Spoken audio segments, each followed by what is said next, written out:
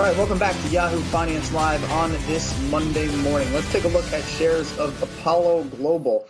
News today that the company's co-founder, Leon Black, would be exiting his role as both CEO and executive chairman at the company months before his departure was expected. Black was also expected to stay on the board, but he will now exit the company completely. Yahoo Finance's Julia LaRoche joins us now with more of the details, Julia, on this story.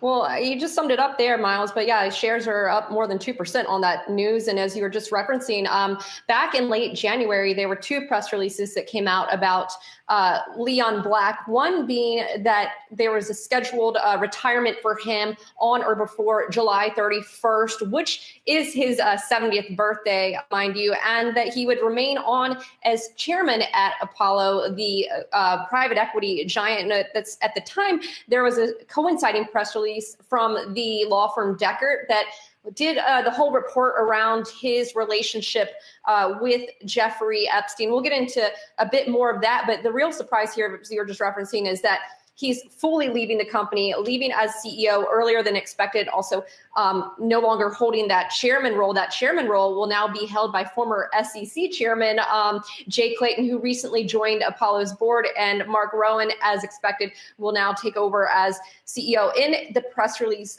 Leon Black, he said, quote, "I am extremely pleased that we have filled out the 2/3 independent board with such highly qualified, diverse individuals in the last few months. Not only did we announce a transformative merger, but we also expect to report that our first quarter earnings will exceed analyst consensus in all relevant measures, and that the first quarter fundraising is trending towards the high end of our $15 to $20 billion annual range." He said this as well: "I thus view this as the ideal moment to step back and focus on my family, my wife Deborah's, and my health issues, and my many other interests." There were no more details about the health issues that he cited. There were no specifics there. But going back, just kind of a little refresher for folks, there was a report that was commissioned into his relationship with Jeffrey Epstein. That report at the time that came out in January found that Epstein made payments to Epstein between 2012 and 2017 that totaled $158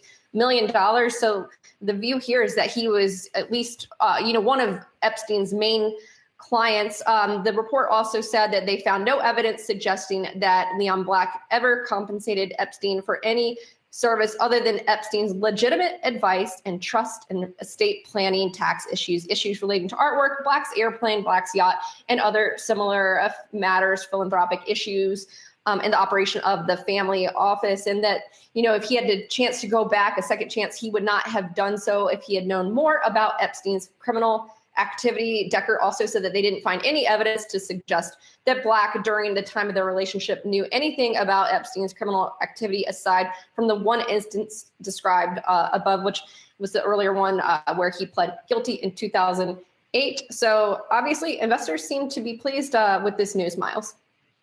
Yeah, and it's interesting, Julia, because the stock rising today, clearly a positive reaction from investors who kind of felt there was an Epstein overhang, if you will, on the stock, on the name, on Leon Black's continued involvement with the firm that he founded. And as you know, in the money management game, this kind of move, this kind of decision is not taken lightly. And I think that Apollo's board, certainly its executives, and folks all on down the chain, probably somewhat of a sense of relief today. Now they don't have to talk about that anymore. They don't have to go into meetings and answer these kinds of questions. Or maybe they do, but I think certainly the firm believed it needed to, the board believed it needed to take this kind of step to really put this episode behind them. All right, Yahoo Finance's Julia LaRoche live, sunny Miami on this Monday morning. Julia, we'll talk to you soon.